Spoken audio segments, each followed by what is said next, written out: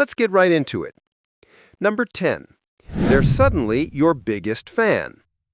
You know that feeling when someone you just met acts like they've been waiting their entire life to find you? Like you mentioned you enjoy hiking once, and now they're treating you like you're the reincarnation of Bear Grylls. That's not admiration, that's a reconnaissance mission disguised as flattery. Love bombers study you like you're a final exam they can't afford to fail. They're absorbing every detail, every interest, every insecurity you accidentally reveal when you're feeling vulnerable at 2 a.m. And here's the creepy part. They're not doing it because they're genuinely interested. They're doing it because mirroring creates psychological attachment. When someone reflects your interests, your brain releases oxytocin, the bonding hormone, because evolutionarily, similarity meant safety and tribe membership. So they become your mirror. You like indie music? Suddenly, they've always loved that obscure band you mentioned. You had a rough childhood? What a coincidence! Their trauma perfectly complements yours. It's like they're running personality matching software, except the end goal isn't connection, it's control. Your brain thinks it found its soulmate. Reality? You found someone running a very calculated script. Number 9. The compliment machine never stops. Compliments are nice. Everyone likes hearing good things about themselves. But when someone's pouring praise on you like they're trying to drown you in positive affirmations, your psychological alarm bell should be ringing louder than a fire drill at 3 a.m. Love bombers weaponize validation. They'll compliment everything: your appearance, your intelligence, your taste in coffee, the way you breathe. You're the most amazing person I've ever met. I've never felt this way before. You're so different from everyone else. And because humans are basically validation-seeking machines running on insecurity fuel, this feels incredible. Your brain's reward center lights up like a slot machine hitting jackpot. But here's the manipulation. Excessive praise creates dependency. Studies show that when someone becomes your primary source of validation, your self-worth gets outsourced to them. You start needing their approval to feel good about yourself. It's classical conditioning, except instead of Pavlov's dog, you're the one salivating for their next ego boost. And the scariest part? When they eventually withdraw that praise, and they will, you'll do almost anything to get it back. Congratulations! You're now psychologically hooked on someone who treats compliments like a controlled substance. Number 8. Time moves at warp speed. Remember when your mom told you not to rush into relationships? Turns out she was accidentally describing a love-bombing red flag. When someone's pushing for commitment faster than a Formula One race, that's not passion, that's a strategy. Love bombers compress relationship timelines like they're trying to speed run emotional intimacy. They're talking about moving in together after 2 weeks. They're saying, I love you before you've even decided if you like them. They're making future plans, vacations, meeting parents, picking out baby names, while you're still trying to remember their last name. Psychologically, this serves 2 purposes. First, it creates artificial intensity. Your brain interprets the speed as significance. This must be special because it's happening so fast. No, fast just means fast. Second, it rushes you past your rational decision-making phase. That part of your brain that says, hey, maybe we should slow down and actually get to know this person. It gets bulldozed by the emotional freight train they're conducting. Normal relationships develop gradually because trust, compatibility, and genuine connection take time to build. Love bombers know this. That's exactly why they skip it. By the time your logical brain catches up, you're already emotionally invested in someone you barely know. It's like buying a house after seeing one photo, except the house is a person, and they're probably hiding structural damage. Number 7. They've suddenly deleted their entire past. Ever notice how love bombers seem to exist in a vacuum? Like their life started the exact moment they met you? Their phone has no old photos. They barely mention friends. Their ex-relationships are vaguely described as toxic, with 0 details. Their past is more mysterious than a classified government document. This isn't because they're private. It's because they're hiding evidence. Love bombers erase their history because their history reveals patterns. Those toxic exes? Probably people who escaped. Those absent friends? Probably people who warned others about them. That lack of photos? Probably because their social media was a graveyard of burned bridges and restraining orders. Psychologically, this also serves another purpose, making you their entire world. When someone has no past, no present connections, and no identity outside of you, it creates artificial uniqueness. "I've never felt this way before" becomes believable because apparently they've never felt anything before. It's emotional amnesia disguised as devotion. Healthy people have histories. They have friendships, memories, stories, connections. They have evidence of being a consistent human being over time. Love bombers? They're basically relationship catfish, presenting you with a carefully curated fiction while the real person stays hidden. If someone's past is more blank than a fresh Google Doc, you're not meeting a person. You're meeting a performance. Number 6. The gift avalanche begins. Gifts are supposed to be thoughtful expressions of care, right? Little tokens that say, "I was thinking of you."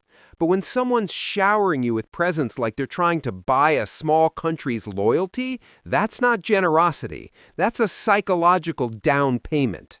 Love bombers use gifts as obligation generators. They'll buy you expensive things, unexpected things, constant things.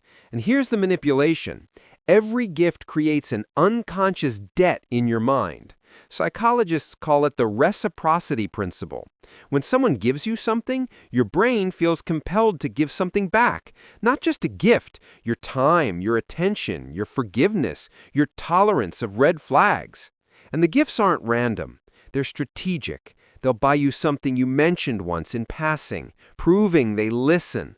They'll get you something expensive, proving they care. They'll give you gifts when you're upset, training you to associate them with comfort. It's operant conditioning, except the treats are designer handbags, and your behavior is slowly being shaped without your conscious awareness. Normal gift-giving is occasional and proportionate.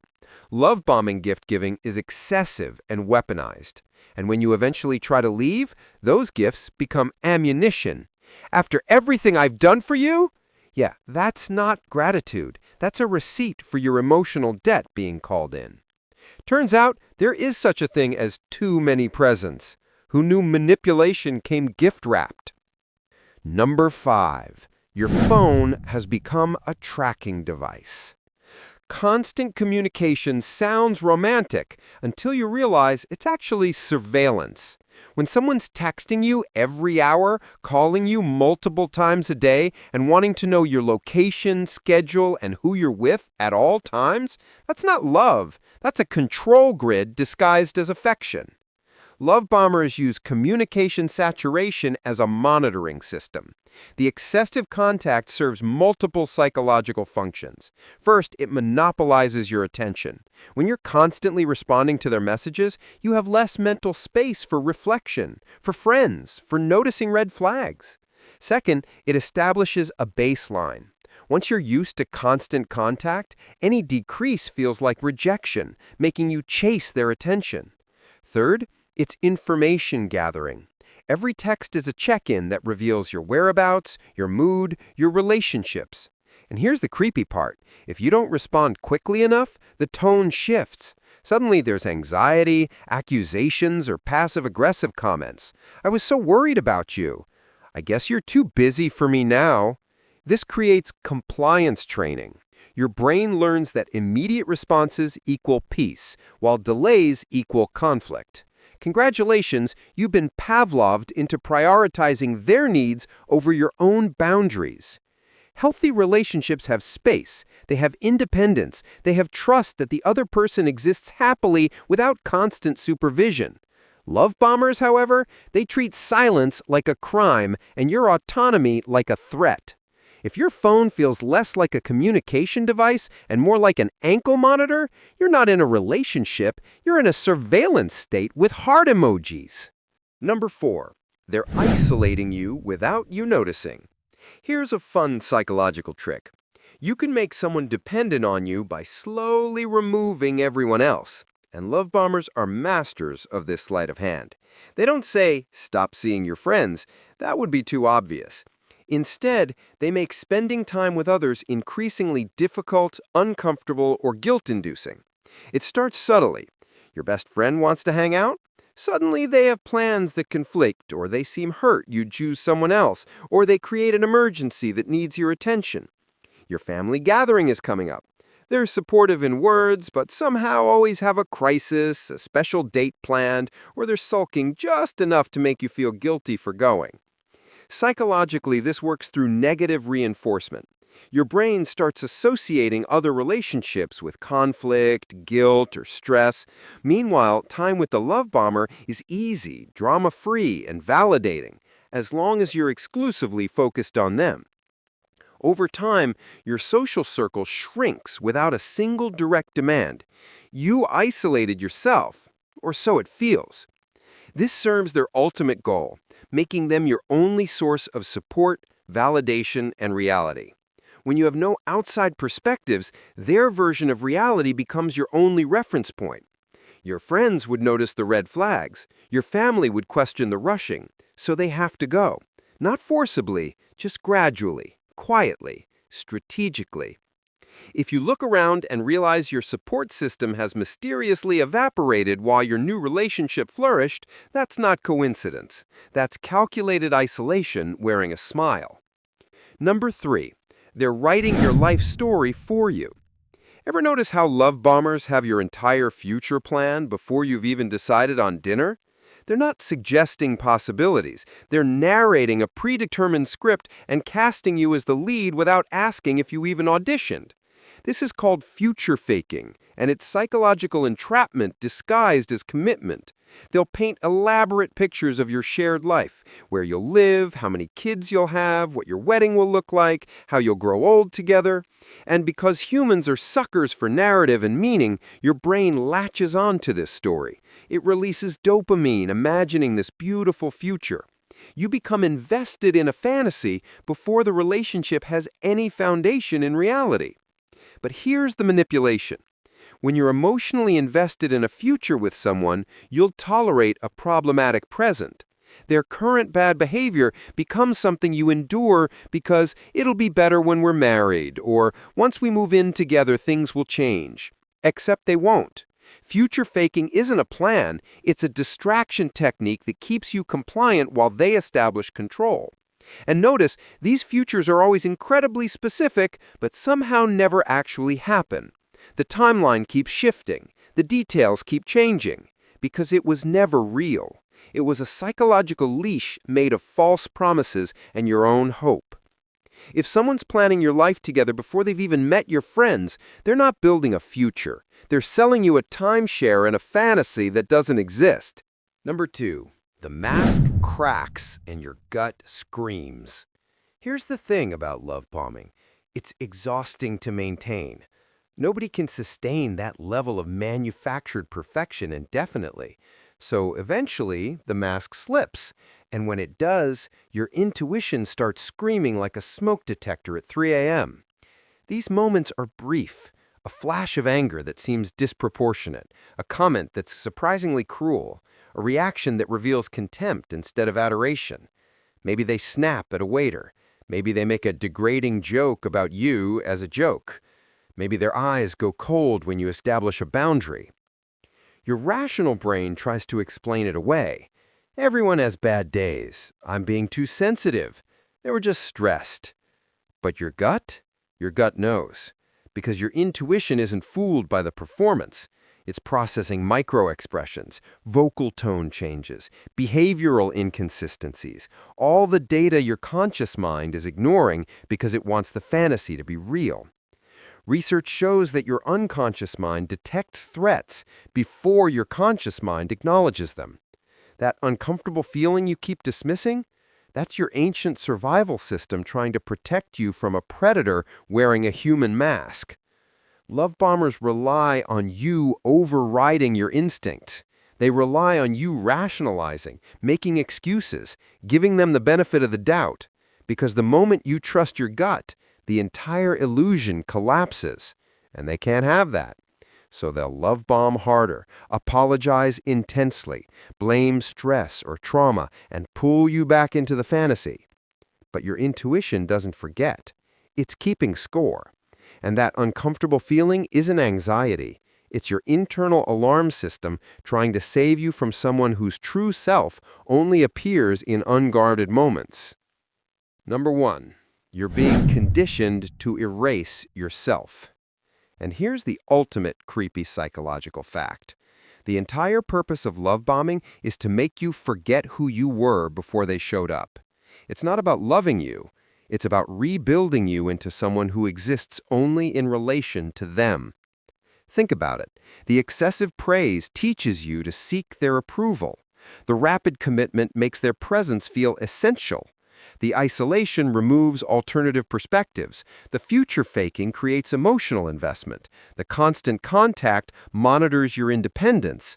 And through all of it, you're slowly adjusting your behavior, your opinions, your boundaries to maintain the fantasy.